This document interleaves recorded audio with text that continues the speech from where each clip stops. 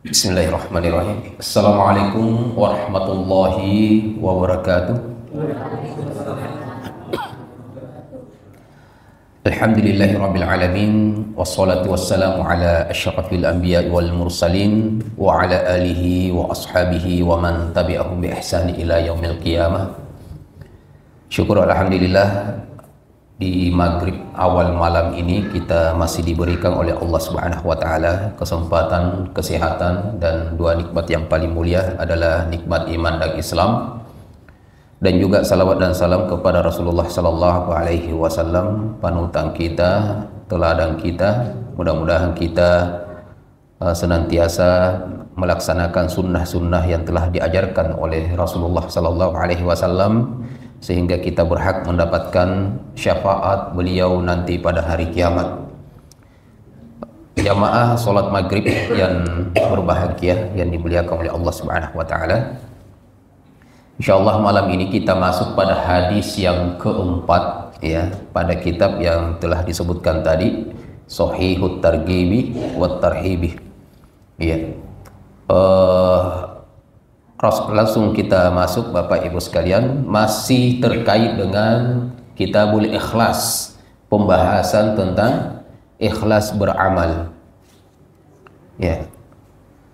Dari Abu Sa'id Al-Khudri, an Abi Sa'id Al-Khudri radhiyallahu an Rasulillah sallallahu alaihi wasallam qala, Rasulullah sallallahu alaihi wasallam bersabda, naddarallahu imra'an sami'a maqalati fawa'aha farubba hamil fiqhin laysa bifaqih salasun la yughallu alaihinna qalbu mri'in mu'min ikhlasul amali lillahi wal munasahatu li a'immatil muslimin wa luzumu jama'atihim fa inna du'aahum yuhitu min waraihim.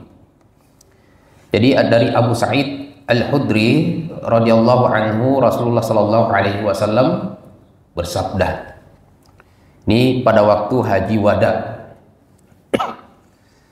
Beliau mengatakan, naddarallahu imra'an, semoga Allah Subhanahu wa taala mengangkat derajat seorang sami'a maqalati, yang mendengarkan ucapanku, fawa'aha, lalu dia memahaminya. Jadi ini ada poin penting. Kata Nabi sallallahu alaihi wasallam, semoga Allah mengangkat derajatnya. Siapa mereka? Yaitu orang yang mendengarkan hadis dari Nabi sallallahu alaihi wasallam, sami'a maqalati, orang yang mendengar ucapanku. Ya. Dalam sebuah penjelasan dari ulama kita mengatakan, ucapan, perbuatan maupun ketetapan Nabi Sallallahu Alaihi Wasallam. Setelah mendengar hadis Nabi Sallallahu Alaihi Wasallam, kemudian dia wa'aha, dia berusaha memahami maksud daripada hadis tersebut. Dalam riwayat dikatakan wahafizaha, lalu ia menghafalnya. Di dalam makna daripada naddarah atau an-nudrah itu artinya adalah husnul manzar. Husnul manzar itu artinya enak dipandang. Jadi Rasulullah sallallahu alaihi wasallam pada hadis ini mendoakan orang yang mendengar hadis Nabi lalu ia berusaha memahaminya. Apa doa Nabi? Naddarallahu, semoga Allah mengangkat derajatnya, semoga Allah Subhanahu wa taala memberikan kenikmatan kepadanya, semoga Allah Subhanahu wa taala melapangkan dadanya, semoga Allah Subhanahu wa taala menjadikan orang-orang senang memandang wajahnya, semoga Allah Subhanahu wa taala menjadikan wajahnya cerah, ya. Semoga Allah Subhanahu wa taala menjadikan hatinya selalu bahagia. Ini makna daripada an-nudrah, doa Nabi. Husnul manzar, al-bahjatu fil wajhi, as-sururu fil qalbi. Enak dipandang mata, wajahnya ceria, hatinya selalu bahagia. Ya. Doa siapa? Nabi. Kepada siapa? Orang yang mendengarkan hadis Nabi, ucapan Nabi, lalu dia berusaha memahaminya.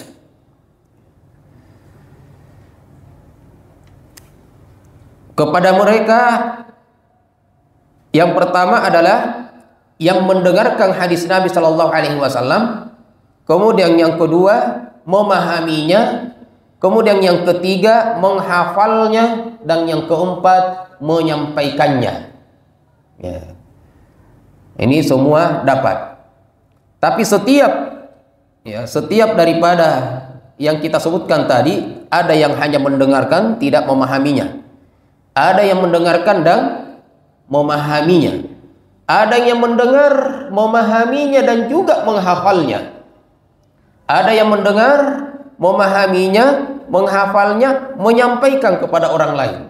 Maka tentu ini memiliki derajat yang berbeda-beda. Ya. Nomor satu, lahu fadlun. Yang kita sebutkan yang pertama juga memiliki keutamaan.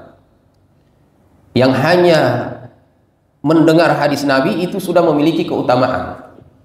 Senang mendengar hadis Nabi itu sudah memiliki kebaikan. Tapi kata ulama kita, man sami'a wa ballagha khairan minhu. Orang yang mendengar lalu ia menyampaikan kepada orang lain itu lebih baik dari yang pertama. Man sami'a wa ballagha wa fahima afdal minhuma. Orang yang mendengar, orang yang menyampaikan, memahaminya itu lebih baik, lebih utama daripada yang dua.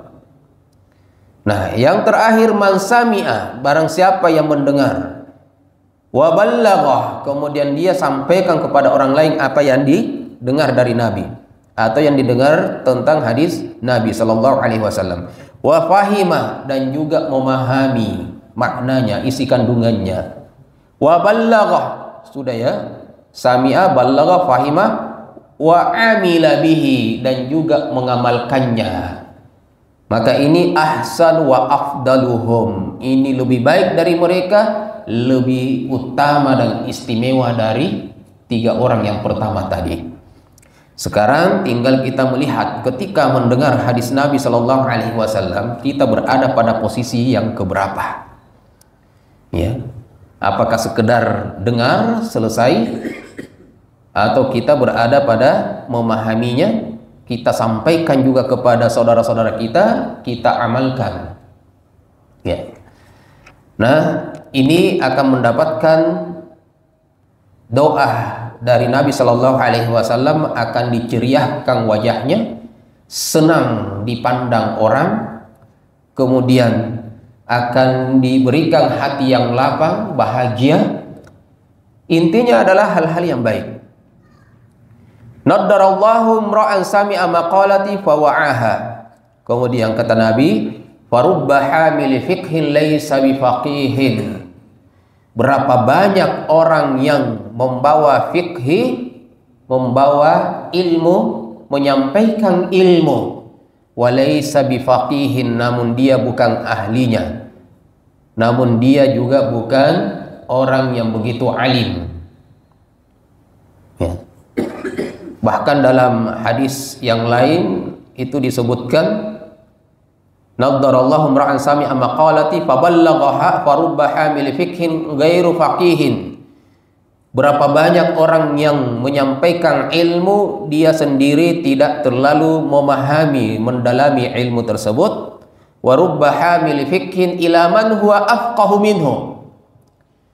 Ada berapa banyak orang yang menyampaikan ilmu, pemahaman agama, ia sampaikan kepada orang yang lebih alim daripada dirinya.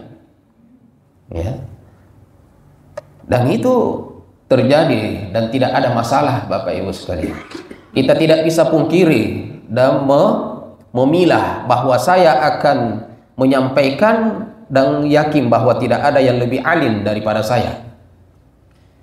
Maka apa yang didengar dari Nabi Shallallahu Alaihi Wasallam kemudian menyampaikan kepada orang lain, tetap Rasulullah Shallallahu Alaihi Wasallam mendoakan kepada mereka kebaikan-kebaikan seperti yang disebutkan tadi.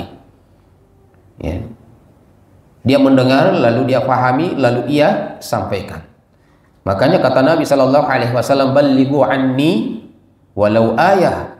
Rasulullah Shallallahu Alaihi Wasallam tidak perintahkan kita harus memahami seluruh ilmu, tapi cukup dengan satu ayat yang kita pahami lalu kita sampaikan kepada orang lain, itu diperintahkan Nabi Shallallahu Alaihi Wasallam. Jadi jangan Bapak Ibu sekalian kita menunggu menjadi orang yang faqih. Ya, karena orang faqih yang kita anggap sebagai ulama pun mereka tetap menuntut ilmu. Ya, jadi menuntut ilmu tidak ada habisnya, dan kita tidak boleh mengatakan bahwa saya masih dalam tahap menuntut ilmu, kemudian saya belum bisa menyampaikan. Saya tidak sepakat orang-orang yang mengatakan Anda belum seharusnya menyampaikan karena Anda masih penuntut ilmu. Ya. Maka apa yang kita dengar sudah bisa disampaikan sesuai dengan apa yang kita ketahui, tidak lebih dari itu. Maka ketika kita ditanya dan kita tidak memahami, tidak tahu jawabannya, maka cukup kita menjawab Allahu a'lam bissawab. Ya, yang penting kita tidak mengada-gada di suatu permasalahan orang. Bapak Ibu yang dimuliakan oleh Allah Subhanahu wa taala. Ya. Jadi bisa jadi kita menyampaikan ilmu, dan ilmu yang kita sampaikan di tempat tersebut itu sudah bertahun-tahun mereka amalkan. Mereka lebih faqih, lebih banyak amalannya daripada kita yang menyampaikan. Kalau saya katakan misalnya tentang keutamaan sholat tahajud, kemudian saya mengajak kita mari sholat tahajud, bisa jadi Bapak Ibu sekalian yang berada di sini lebih banyak rakaatnya sholat tahajudnya, lebih panjang sholat tahajudnya, lebih banyak pengalamannya tentang sholat tahajud daripada saya. Begitu juga dengan ketika saya mengajak untuk berpuasa Senin dan Kamis, ibadah-ibadah yang lainnya. Bisa jadi kita duduk di suatu majelis menyampaikan suatu ilmu, ternyata di hadapan kita mereka terlebih dahulu mengamalkan ilmu yang kita sampaikan, bahkan lebih alim dan lebih paham daripada kita, dan itu tidak masalah. Ya, tidak masalah. Farubba hamil fiqhin ghairu faqih wa rubba hamil fiqhin ila man huwa afqahu minhu. Ya. Nah, kemudian kata Nabi sallallahu alaihi wasallam, "Salasun la yughallu alaihinna qalbu mri'in mu'min." Ada tiga golongan atau tiga perkara yang karenanya hati seorang mukmin tidak akan ditimpa kedengkian. Salasun la yughallu alaihinna qalbu mri'in mu'min. Ada tiga perkara yang karenanya hati seorang mukmin itu tidak akan dijangkiti kedengkian. Dalam penjelasannya saya baca, maksudnya adalah ada tiga perkara yang apabila dilakukan, ya, maka seseorang itu dia tidak akan dengki kepada orang lain, dan tidak akan ada orang yang dengki kepadanya. Dia tidak akan hianat kepada yang lain, dan orang tidak akan mengkhianatinya. Dia tidak akan iri kepada orang lain, tidak akan ada sifat iri itu, dengki, sifat-sifat yang tercela tersebut di dalam dirinya, dan orang-orang tidak akan iri, dengki, khianat kepadanya. Ada tiga perkara. Siapakah mereka? Yang pertama adalah ikhlasul amal lillah. Orang-orang yang setiap kali beramal dia hanya mencari keridhaan Allah Subhanahu wa taala. Tidak pernah mencari pandangan orang lain. Nanti kita akan sebutkan seperti apa orang ikhlas itu. Yang kedua adalah wal munasahatu li a'immatil muslimin. Adalah orang yang memberi nasihat kepada para pemimpin kaum muslimin. Jadi memberikan nasihat kepada para pemimpin itu adalah suatu yang baik. Kita sudah sebutkan dulu ya di hadis yang ketujuh kalau tidak salah tentang ad-dinu an-nasiha. Agama itu adalah nasihat. Apalagi artinya nasihat itu? Menginginkan kebaikan kepada yang dinasehati. Jadi menasehati itu bukan sekedar menegur, tetapi penasehat menginginkan suatu kebaikan kepada yang dinasehati. Jadi jangan kita tidak mau menerima suatu nasihat, karena nasihat, ada yang menasehati kita berarti ada yang menginginkan kebaikan dari kita. Iya. Sebaliknya kalau sudah tidak ada yang menasehati kita, dikhawatirkan tidak ada lagi yang menginginkan kebaikan untuk kita dan dari kita. Nah, maka mengikhlaskan amal karena Allah. Kemudian kedua, memberi nasihat kepada para pemimpin kaum muslimin. Yang ketiga, waluzumu jama'atihim, orang-orang yang berpegang teguh kepada jamaah mereka, menjaga persatuan kaum muslimin, menjaga persatuan, menjaga akidahnya. Luzumu jama'atihim, wal jamaah pada akidah yang satu, akidah yang sahihah, ya, itu jamaah kaum muslimin, tetap pada satu akidah. Nah, fa inna du'aahum yuhitu min waraihim, karena doa mereka mengelilingi mereka dari belakang mereka. Artinya tiga orang yang memiliki sifat atau tiga sifat yang dimiliki oleh orang, tiga yang kita sebutkan tadi ini, doa-doa mereka itu mustajab. Mustajab. Orang-orang yang ikhlas beramal itu mustajab doanya. Orang-orang yang menginginkan kebaikan untuk pemerintahnya sehingga memberikan nasihat kepadanya juga itu mustajab. Dan orang-orang yang selalu ingin bersatu dalam satu akidah kaum muslimin itu mustajab doanya. Ya, sehingga mereka tiga orang ini tidak akan ada yang dengki kepadanya, dan dia tidak akan memiliki sifat dengki tersebut. Bapak Ibu yang dimuliakan oleh Allah Subhanahu wa taala, ya, itu hadis yang keempat. Ada tiga perkara yang melindungi hati seorang mukmin yang kita sebutkan tadi. Yang pertama adalah ikhlas beramal. Kalau kita ikhlas beramal, maka hati kita akan terlindung. Karena penyakit atau kotoran itu ada dua. Kotoran hissiyah dan kotoran apa? Zahiriyah. Kotoran yang nampak dan kotoran yang tidak nampak. Kotoran yang nampak yang melekat pada tubuh kita, ya, maka itu yang kita bersihkan secara zahir, maka disebut dengan zahiriyah. Adapun hissiyah itu yang tidak nampak, yaitu penyakit hati. Penyakit hati itu juga adalah bagian daripada kotoran, dan itu lebih kotor daripada yang lain. Iya.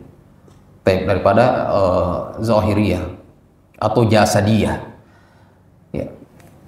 Kemudian yang kedua adalah memberi nasihat kepada pemimpin. Itu merupakan juga bagian daripada perkara yang melindungi hati seorang mukmin. Jadi pemimpin kita seharusnya ketika diberikan nasihat, teguran, itu seharusnya mereka tidak boleh marah, ya, dan tidak boleh melawan, karena belum kita lihat ada ulama kita yang memberikan nasihat yang tidak baik, ya. Selama mereka, para ulama kita selalu memberikan nasihat kepada pemimpin kita ketika jatuh dalam keburukan, pasti baik. Namun masalahnya adalah terkadang pemimpin kita, ya, tidak menghiraukan apa yang ulama kita sampaikan, waliyadzubillah. Padahal nasihat itu bukan hal yang buruk. Begitu juga dengan ketika kita menasihati anak kita. Saya yakin kenapa kita menasihati anak kita, karena kita menginginkan darinya kebaikan. Maka ulama kita menasihati pemimpin kita adalah karena menginginkan kebaikan. Kemudian berpegang teguh pada jamaah kita. Allah Subhanahu wa taala berfirman, wa'tasimu bihablillahi jami'an wa la tafarraqu. Berpegang teguhlah kamu semuanya pada agama Allah Subhanahu wa taala dan jangan sekali-kali bercerai-berai, bertikai, ya. Ya. Nah, hadis berikutnya. Hadis selanjutnya Bapak Ibu sekalian, wa an Mus'ab bin Sa'din an abihi radhiyallahu an, dari Mus'ab bin Sa'din dari bapaknya radhiyallahu an, annahu zanna anna lahu fadlan ala man dunahu. Ya, mengatakan bahwa dia menyangka bahwa dia memiliki keistimewaan yang lebih daripada orang-orang yang di bawahnya. Jadi dia menyangka bahwa dia memiliki keutamaan daripada orang-orang yang di bawahnya, min ashabi Rasulillah sallallahu alaihi wasallam, dari sahabat-sahabat Nabi sallallahu alaihi wasallam. Maka Nabi sallallahu alaihi wasallam mengatakan, innama yansurullahu hazihil ummata bida'fiha, sesungguhnya umat ini tertolong dari orang-orang yang lemah dari mereka. Nah, bidakwatihim wa salatihim wa ikhlasihim, dari doa-doa mereka, dari salat mereka, dari keikhlasan mereka. Jadi ini sejalan dengan hadis yang pertama kita sebutkan tadi, bahwa umat ini bisa tertolong di antaranya adalah keikhlasan umat Rasulullah beramal soleh. Beramal soleh. Yang kedua adalah doa-doanya orang lemah. Bahkan ulama kita mengatakan bahwa doanya orang lemah itu lebih mustajab daripada orang kuat. Orang miskin lebih mustajab daripada doanya orang kaya. Rakyat biasa itu lebih mustajab daripada para pejabat. Alasannya kenapa? Karena mereka orang-orang yang du'afa ini, orang-orang lemah itu lebih sedikit bebannya daripada mereka. Ya. Lebih sedikit jatuh dalam kemaksiatan daripada mereka. Karena jabatan itu sarana untuk apakah akan baik atau buruk. Kekayaan juga itu adalah sarana apakah dia akan baik atau buruk. Walaupun tidak semuanya Bapak Ibu sekalian, tapi ini secara umum. Iya. Makanya kata Nabi Shallallahu Alaihi Wasallam, ketika ada sahabat yaitu Sa'ad, ya, ketika Sa'ad ini merasa bahwa dia memiliki keistimewaan lebih daripada sahabat-sahabat yang lainnya yang dianggap lebih di bawahnya, Rasulullah menegur. Kata Nabi, innama yansurullahu hazil umat ini tertolong karena orang-orang lemah. Karena orang lemah. Doa mereka mustajab, salat mereka diterima, keikhlasan mereka beramal soleh. Ini teguran Nabi Shallallahu Alaihi Wasallam kepada Sa'ad. Coba saya kasih contoh Bapak Ibu sekalian, antara orang kuat dan orang lemah, orang di bawah dengan orang di atas. Semua yang ada di bumi ini hampir bisa dikatakan berpasangan, ya. Laki-laki, perempuan, ada kaya, ada miskin, ada orang di atas, ada orang di bawah, ya. Nah, ada pejabat, ada rakyat, semuanya berpasangan. Ya, sekarang kalimat salah satunya ada itu karena ada pasangannya. Maka sekarang ada orang kaya, ada orang kaya. Kapan dia bisa kaya? Mereka bisa dikatakan kaya kalau ada orang miskin. Dan yang bisa menyebabkan mereka kaya itu adalah karena ada orang miskin yang mau bekerja untuk mereka. Contoh misalnya, orang kaya punya banyak uang, ingin bangun rumah. Kalau menyuruh orang kaya yang sederajat dengan dia, sama-sama kaya untuk membangun rumah, mungkin tidak mau. Apalagi menjadi buruh. Nggak ada itu orang yang kaya raya kemudian mau jadi buruh. Ya. gajinya 100.000 per hari. Tuh, orang kaya. Orang kaya memiliki rumah yang mewah, siapa yang bangun? Orang bawah. Orang bawah yang gajinya kasihan hanya 100.000 per hari. Bahkan ada yang 80.000. 80.000. Saya terkadang kalau saya lihat, saya juga pernah bukan mempekerjakan, artinya kita pernah punya rumah ingin dibangunkan, saya punya pondok dulu waktu masih di Selayar, kemudian kita mencari tukang bangunan, buruh dan lain-lain sebagainya. Ya, kita tidak menawar. Kenapa? Karena saya bayangkan Bapak Ibu sekalian, dari jam 8 kerja sampai jam 5. Waktu istirahatnya hanya waktu sholat dan makan. Kita hanya memberikan, mintanya hanya 120 untuk tukangnya, 100 untuk buruhnya. Terkadang masih ada yang menawar 80 mi, tukangnya 100 mi. Kalau saya banding-bandingkan biasa, saya bilang ini kita santai. Ya. Misalnya dosen mengajar hanya sekian jam, per bulan sudah sekian. Kemudian apalagi yang lainnya. Ya. Apalagi saya kalau pergi khutbah Jumat, biasa saya pikir-pikir setengah jam ji. Nah, itu bisa berapa hari itu tukang kasihan. Jadi saya itu biasa sampaikan ke teman-teman, kalau tukang Bapak Ibu sekalian mereka realistis juga, tidak pernah melebihi daripada sekian dan sekian, 120.000, 130.000, nah minta tukang. Jangan makin menawar. Jangan makin menawar, minimal kita bersedekah. Dan mereka juga akan kerja baik kalau tinggi juga.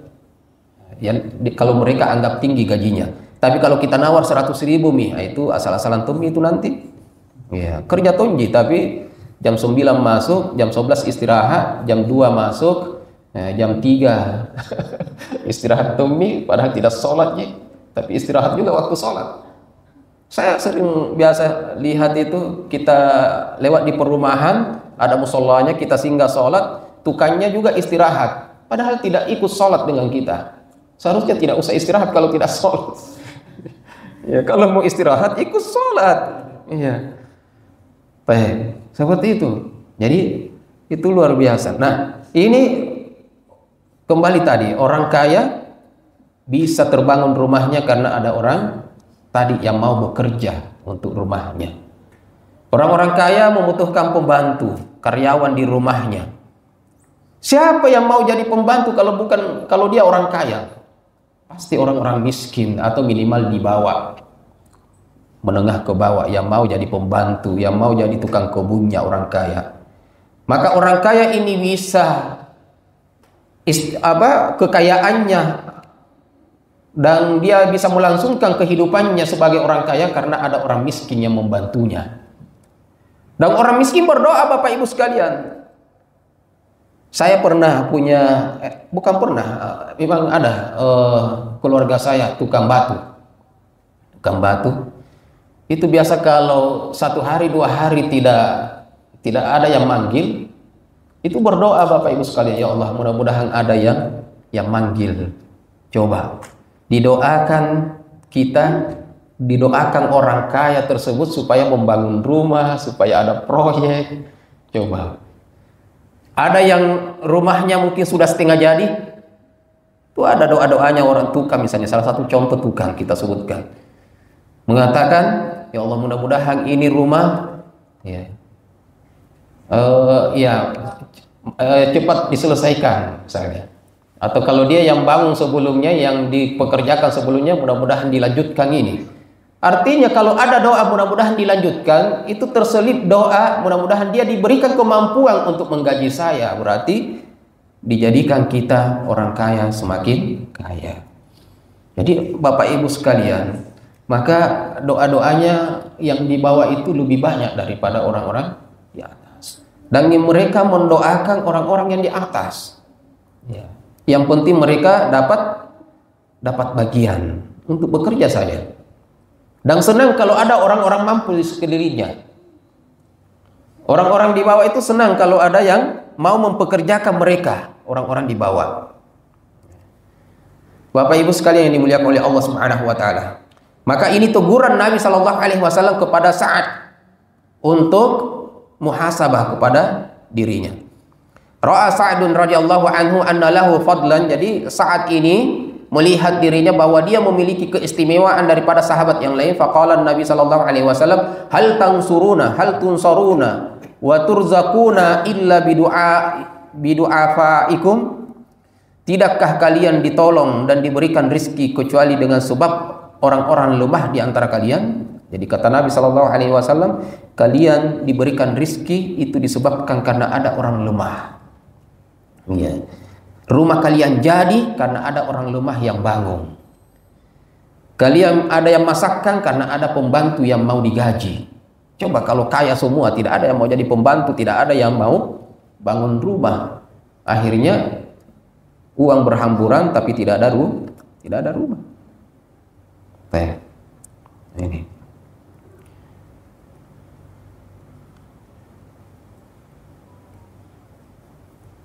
Ya.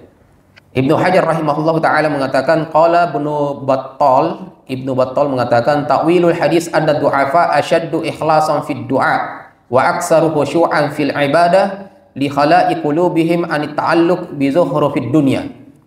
Ibnu Battal mengatakan tafsir daripada hadis yang kita sebutkan tadi itu, anna du'afa, bahwa orang-orang lemah asyaddu ikhlasan, itu keikhlasannya dalam berdoa itu lebih besar.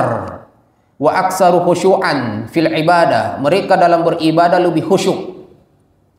Li khala'i qulubihim an ta'alluq bi zuhrufid dunya, karena kosongnya hati mereka dari keterkaitan dengan perhiasan-perhiasan dunia. Tidak ada yang dipikirkan. Tidak ada yang dipikirkan. Wa qala al-Muhallab arada sallallahu alaihi wasallam bidzalika hadda Sa'din ala tawadu'i wa nafi zahwi ala ghairihi wa tarki ihtiqaril muslim fi kulli halatin. Nabi sallallahu alaihi wasallam menginginkan, kata Muhallab dari hadis tersebut, agar supaya Sa'ad lebih rendah hati dan meniadakan kesombongan atas orang lain serta meninggalkan untuk meremehkan orang lain dari seluruh keadaan. Jadi Bapak Ibu sekalian, tidak boleh kita meremehkan, karena terkadang kita berada di atas karena adanya doa-doa orang-orang di bawah kita.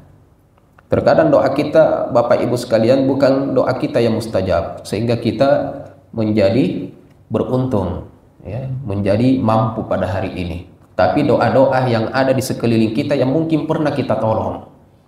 Maka jangan pernah bosan menolong orang, jangan pernah bosan menolong orang, karena terkadang kita mungkin terlambat diijabah doa kita, tapi ada yang lebih cepat dikabulkan doanya. Diantaranya adalah orang-orang yang pernah kita tolong.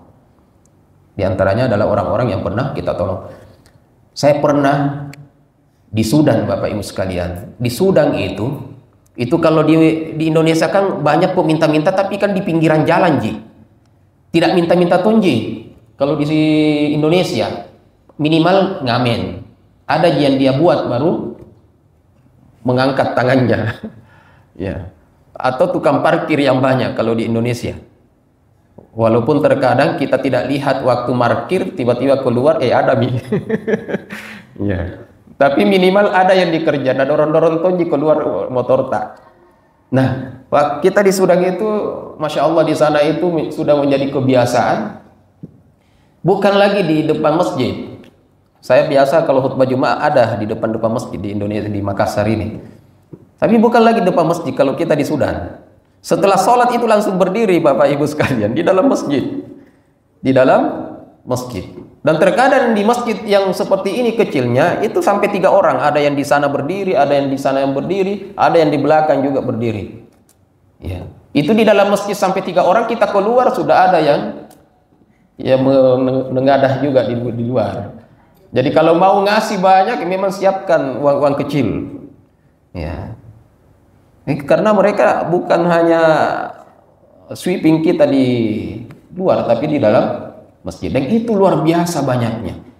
Mereka orang-orang Sudan itu terkenal dengan kedermawanannya, ya, dermawan, dan pasti itu jadi pakai jalabiyah, seperti misalnya kita ini yang bajunya ini itu ya dibuka badannya seperti itu.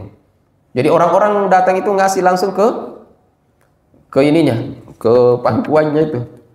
Dan itu kalau kita lihat itu Masya Allah numpuk itu, kayak habis pesta pernikahan setelah keluar dari masjid. Nah itu waktu sholat yang lain mungkin di tempat yang lain, di masjid yang lain lagi. Itu banyaknya yang minta. Nah saya pernah ngasih di luar masjid ibu-ibu, kebetulan wanita ibu-ibu dari Palestina kalau tidak salah, Palestina.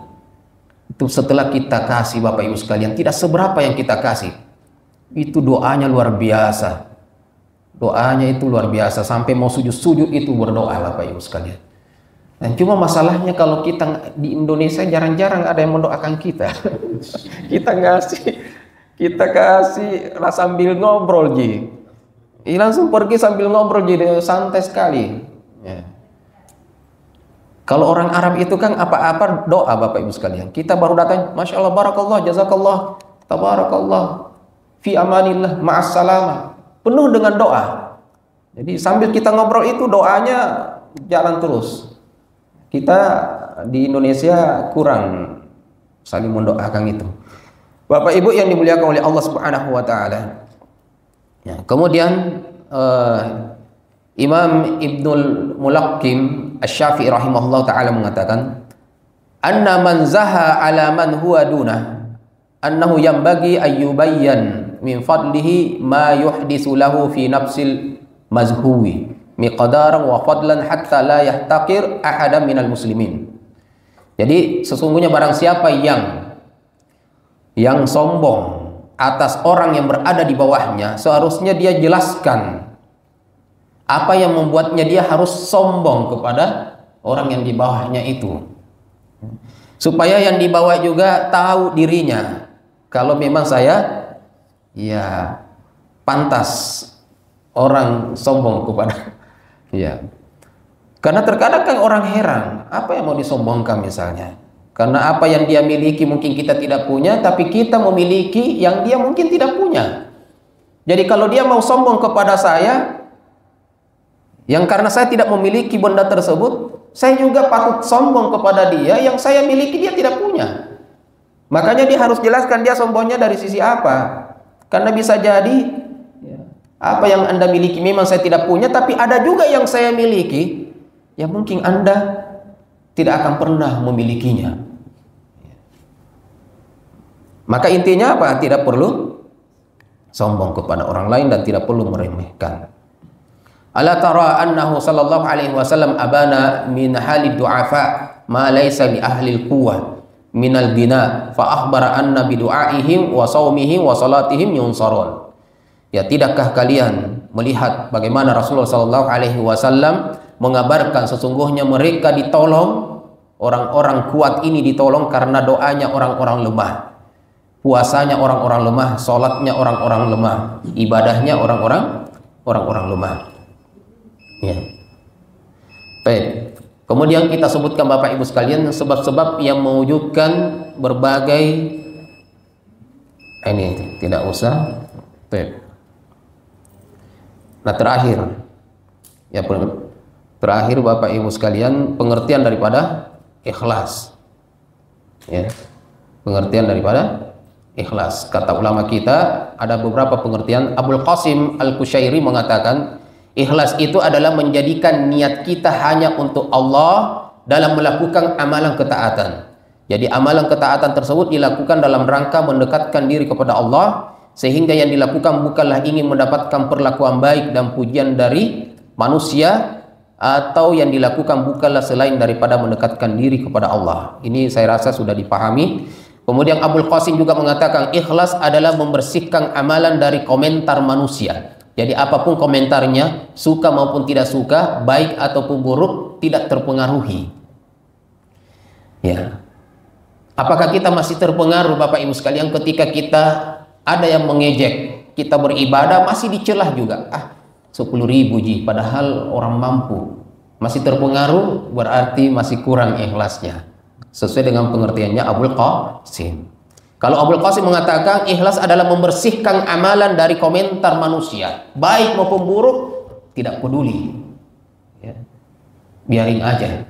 Saya kan bukan untuk dipandang orang. Kalau dia memandang saya tidak baik, kan bukan itu harapan saya. Harapan saya adalah pujian dari Allah Subhanahu wa taala dan keridhaannya, bukan ridho manusia. Kalau saya berinfak 10.000 karena itu kemampuan saya, itu keikhlasan saya, walaupun saya mungkin punya 1 miliar, tapi keikhlasan saya di 10.000 tersebut, kemudian saya infakkan, ada yang mencela. Tetap tenang, karena yang saya harapkan hanya keridhaan Allah, bukan keridhaan manusia.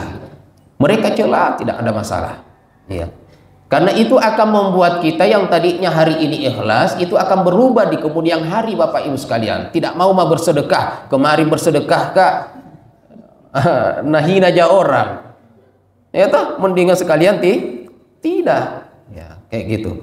Nah, kemudian kita selesaikan supaya tidak ngambang, Bapak Ibu sekalian. Huzaifah al-Mar'ashi mengatakan ikhlas adalah kesamaan perbuatan seorang hamba antara lahiriah dan batiniyahnya, antara apa yang dia sampaikan, apa yang dia lakukan dengan hatinya. Ya. Nah, kemudian dikatakan kebalikan daripada riya adalah amal zahir yang tampak lebih baik.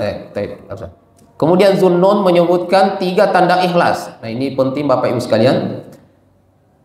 3 tanda ikhlas. Yang pertama adalah tetap merasa sama antara pujian dan celaan. Nah, ada yang memuji tidak naik.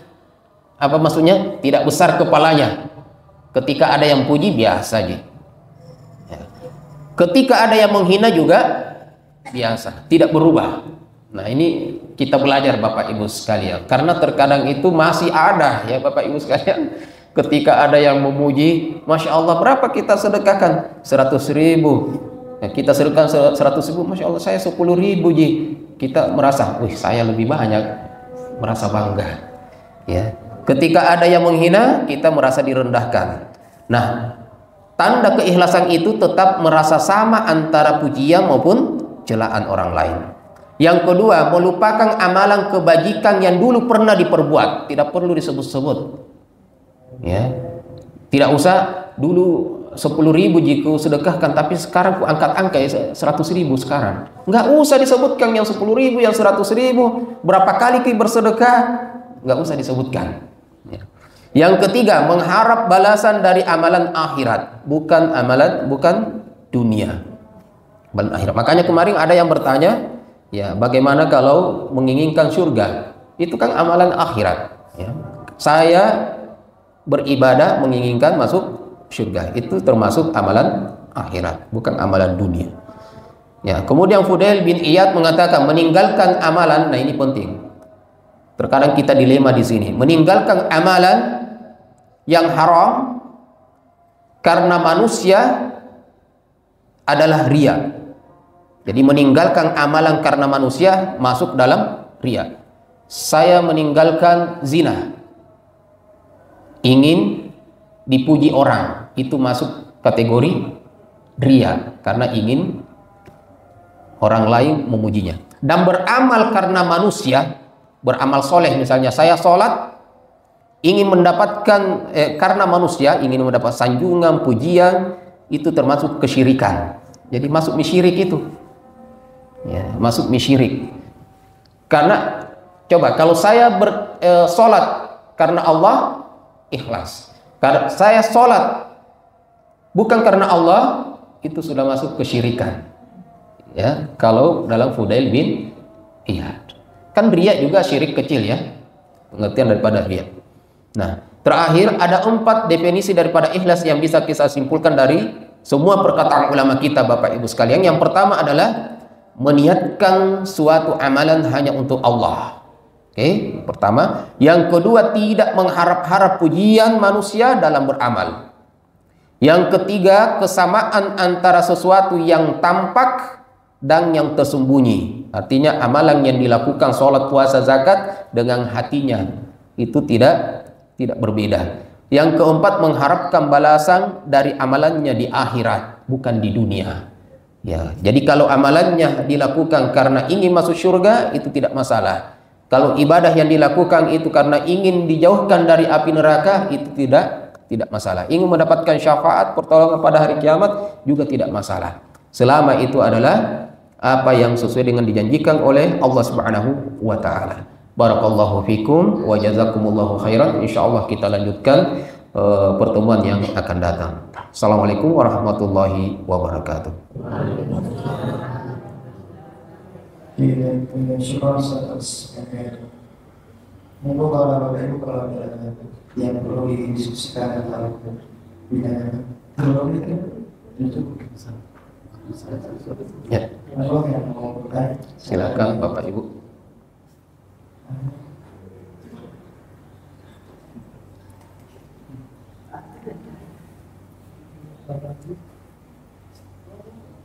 Ya, sepertinya saya juga mau bertanya. Iya, silakan. Masya Allah. Saya bagaimana mengenai ayat yang salah satu yang jika kita diminta untuk menyampaikan apa yang kita lakukan, tapi mungkin kita juga was-was. Banyak kita sampaikan kepada orang, tapi ternyata kita juga tidak melakukan apa yang kita sampaikan. Itu bagaimana balasannya? Baik. Barakallahu fiik. Ya. Jadi Bapak Ibu sekalian, pernah kita membahas ada dua hal yang harus kita tahu. Yang pertama adalah ada amalan wajib, amalan fardu yang tidak boleh kita menyampaikan sebelum kita amalkan. Ya, seperti sholat, puasa, dan ibadah-ibadah fardu yang lainnya. Ya, itu masuk dalam ayat itu. Ya. Kabura maqtan 'indallahi an taqulu ma la, itu masuk dalam ayat itu. Ya. Jadi belum amalan-amalan yang didakwakan kepada orang sedangkan dia sendiri tidak sholat. Silahkan sholat berjamaah di masjid, kemudian 5 waktu, kemudian dia tidak sholat 5 waktu itu. Puasa Ramadan, kemudian dia tidak puasa Ramadan itu. Adapun yang hukumnya tentang pemahaman secara meluas tentang agama ini, maka itu tidak masalah kita sampaikan namun kita belum melakukannya. Jadi jangan menunggu Bapak Ibu sekalian melakukannya baru sampaikan. Maka seperti yang kita sampaikan tadi, kita mendengarkan hari ini itu sudah bisa disampaikan kepada orang lain. Ya, sudah bisa disampaikan ke orang lain. Itu terkait dengan hal-hal yang sunnah. Karena yang sunnah Bapak Ibu sekalian hukumnya tidak wajib. Kalau kita tidak melakukannya kita tidak berdosa. Tetapi hal yang wajib, yang fardu, yang prinsip, ya, jangan sampai kita menyuruh orang melakukan ibadah tersebut sedangkan kita sendiri termasuk orang yang tidak melakukannya. Karena itu kita temukan banyak yang seperti itu. Ya, banyak yang seperti itu. Contohnya misalnya, ya, anggaplah ibadah haji. Yang paling banyak kita temukan itu ibadah haji. Kalau kita lihat Bapak Ibu sekalian, banyak yang sudah sanggup melakukan ibadah haji. Tapi sampai hari ini justru yang melakukan ibadah haji itu adalah orang-orang yang menyicil tabungan-tabungan. Pas hanya cukup untuk ibadah haji juga dilakukan. Ada orang yang 10 orang pun bisa dia ibadahi haji, belum haji-haji. Belum haji-haji. Apalagi artis-artis, pejabat-pejabat, saya rasa kalau 10 kali haji pun sanggup.